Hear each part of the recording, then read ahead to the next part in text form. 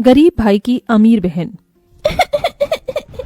भैया दीदी माँ को आग में से निकालो, उन्हें वही हो रही होगी।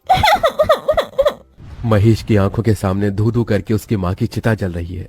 अपनी माँ की जलती चिता को देखकर महेश का मन चीख चीख कर रोने को कर रहा है, मगर अपने तीनों बहनों की सूरत देखकर वो शांत खड़ा है। तभी रामू दुख जताते हुए कहता है, अरे बाप तो पहले ही दारू पीकर स्वर्ग सिधार गया, आज माँ भी मर गई। जाने बेचारा गरीब बच्चा अब अपनी 3 बहनों का बोझ कैसे उठाएगा। मुझे तो इसकी हालत देखकर बड़ा दुख लग रहा है, पता नहीं क्या खिलाएगा इन्हें। अरे भीख मांगने के सिवा छोड़कर और क्या करेगा, अब इतने छोटे बच्चे को कोई काम भी नहीं देगा। लोगों की तरह तरह की बातें सुनकर और माँ की मौत का दुख झेलकर 12 साल के महेश का मन किसी काठ सा मजबूत हो गया था।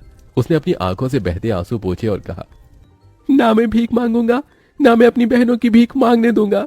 मैं मेहनत करके कमाऊंगा। आप लोगों मेरे दुख में आए, बड़ी मेहरबानी। अब चले जाइए। महेश समझ गया था कि इस दुनिया में हर किसी को अपनी मदद खुद ही करनी पड़ती है। महेश 6 महीने की नंदिनी को गोद में लिए अपनी बाकी 2 छोटी बहनों योगिता और प्राची के साथ अपनी टूटी फूटी झोपड़ी में आ गया। तभी 5 साल की प्राची ने भूख जताई। भैया भूख लगी है, खाना चाहिए, माँ तो मर गई, अब हमको खाना बनाकर कौन खिलाएगा।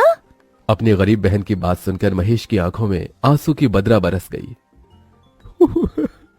अरे छुटकी, तेरा भैया है, मैं बनाऊंगा खाना। फिर जैसे वो राशन के डिब्बे में देखता है तो बस थोड़े से चावल रखे होते हैं। महेश चूल्हे का धुआं सहकर गीले चावल बनाने लगा और दोनों बहनें योगिता और प्राची नंदिनी को गोद में लिए टकटकी लगाई चूल्हे की ओर देखती रहीं। तभी महेश का हाथ जल गया। माँ! क्या हुआ भैया, आप ठीक तो हो? योगिता को अपने गरीब भाई से बहुत लगाव था। हाँ बहन, मैं ठीक हूँ। थोड़े से चावल में उसने बहनों को खिलाया और खुद भूखे सो गया, मगर मारी चिंता के उस गरीब भाई को नींद भी कहाँ आई। आज थोड़े चावल थे तो दिन कट गया, मगर मुझे काम ढूंढना होगा।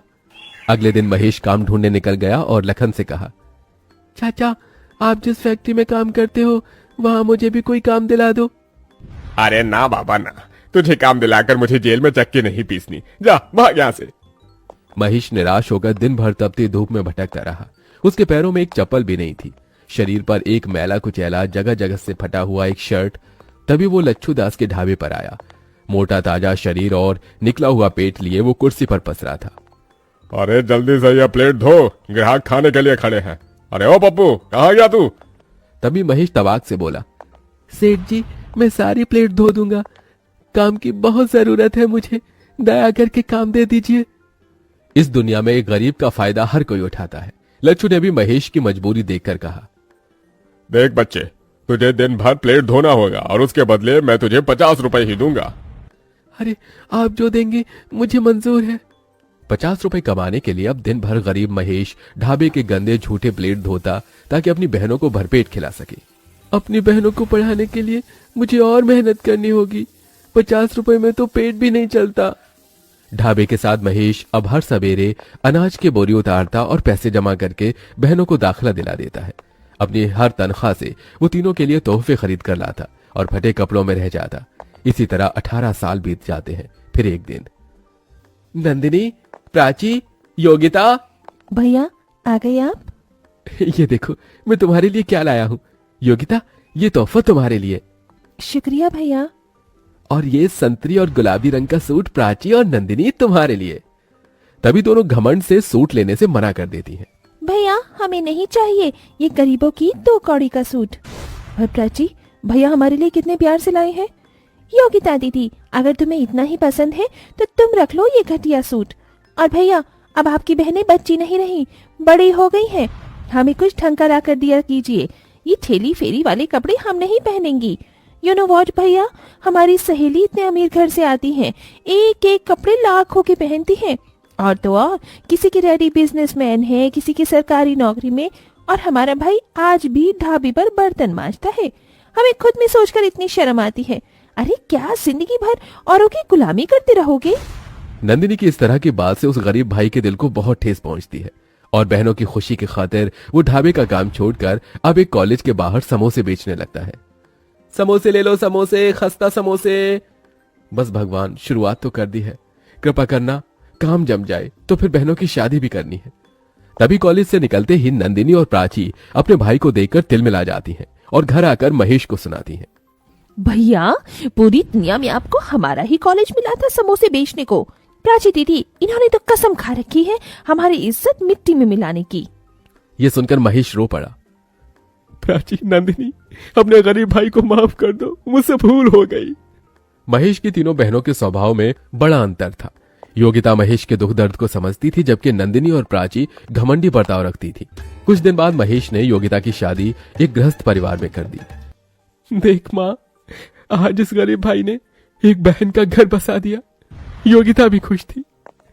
वहीं प्राची और नंदिनी ने कहा, भैया, आपको हमारे लिए रिश्ता देखने की कोई जरूरत नहीं, क्योंकि हमने अपना जीवन साथी चुन लिया है। पर लड़का कौन है, क्या करता है? चिंता मत कीजिए भैया, वो योगिता दीदी के पति की तरह चपरासी नहीं जिसे आपने पसंद किया था। देखिए भैया, सारी जिंदगी तो इस गरीबी के सिवा आपने हमें कुछ दिया नहीं। कम से कम हमारी शादी ढंग से करना, क्योंकि हमारे होने वाले ससुराल वाले बहुत इज्जतदार हैं और आपकी तरह गरीब नहीं। जैसे तैसे कर्ज लेकर महेश दोनों बहनों की शादी बड़ी धूमधाम से कर देता है। दोनों अपने आलीशान ससुराल में खुशहाल तरीके से रहने लगती हैं, मगर महेश बड़े कर्ज में आ जाता है, जिसके चलते वो दिन रात काम करता है। एक दिन दोनों अमर बहनें 5 स्टार होटल में अपनी सहेलियों के साथ आती हैं। OMG गाइस, शादी के बाद तुम दोनों की तो बात ही बदल गई है। यार, बड़ी भूख लगी है, जल्दी से ऑर्डर दे दो। वेटर। जी मैडम। फिर जैसे ही दोनों अमीर बहनें गरीब भाई को वेटर के भेष में देखती हैं, तभी नीता कहती है, हे नंदिनी, इस वेटर की शक्ल तो तुम्हारे भाई से मिलती है। नो नीता, हमारा कभी कोई भाई नहीं था। ये सुनकर महेश का दिल ढहक ढहक कर रो देता है। मेरी गरीब हैसियत की वजह से आज मेरी अमीर बहनों ने मुझे भुला दिया। इस दुनिया में दौलत के आगे रिश्ते का कोई मोल नहीं है। कुछ देर बाद, अरे ओ वेटर, चल यहाँ। जी। तभी प्राची अमीरी की ऐंठ से अपने पर्स से पैसे निकालकर महेश के हाथ में थमाती है। ये लो, टिप समझ कर रख लो। दौलत के गुमान में चूर दोनों अपने गरीब भाई की बेइज्जती करके चली जाती है। उस दिन से महेश अमीर बनने का ठान लेता है और वक्त ऐसी करवट लेता है कि महेश कुछ ही सालों में बहुत अमीर हो जाता है और वहीं उसकी दोनों बहनें बुरे हालातों में पहुंच जाती हैं और दोनों आंखों में आंसू लिए हुए मदद मांगती हुई आती हैं। भैया, क्या बात है, मेरी अमीर बहनों को इस गरीब भाई की याद कैसे आ गई? हमारे पतियों का बिजनेस में बहुत बड़ा घाटा हुआ है। घर द्वार सब कुछ बिक गया। आपने जो काम शुरू किया है उसके लिए आपको 2 लोगों की जरूरत है। अगर वो नौकरी आप हमारे पतियों को दे दे तो बहुत मेहरबानी होगी। मेरे साथ काम करने से अगर तुम्हारे पतियों की इज्जत नहीं जाती तो उन्हें भेज देना।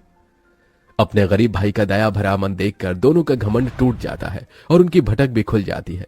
दोनों अपने किए की माफी मांगती हैं। भैया, हम दोनों से भूल हो गई। जिस भाई के पांव धोकर पीना था उसे पूजना था। हमने अपने उसी माता पिता समान भाई को उसके गरीब हालातों में कोसा, मगर आज आपने हमारे लिए इतना किया। थैंक यू भैया। दोनों के आंसू देखकर आखिर बीती बातों को भूलकर महेश अपनी दोनों बहनों को गले लगा लेता है और धीरे धीरे स्थितियां ठीक हो जाती हैं।